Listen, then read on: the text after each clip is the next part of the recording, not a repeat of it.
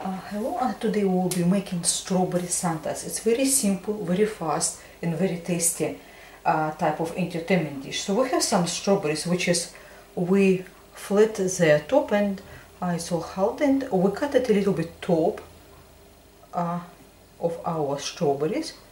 You can take any strawberries as you like. Then we're using of milk choc bits minis.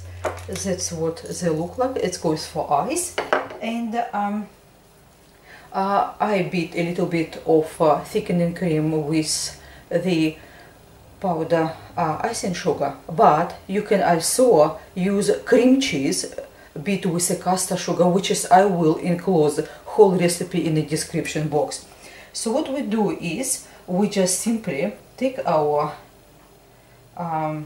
strawberry, remove our top, and we squeeze our cream cheese or the whipped cream, place it on top. Here. Now we have a little bit of a buttons here to 1 and 2, and we place now our ice. Just draw it here. 1 and the other one,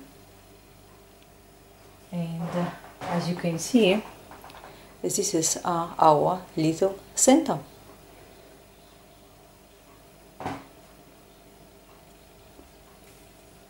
I just bring a little bit closer.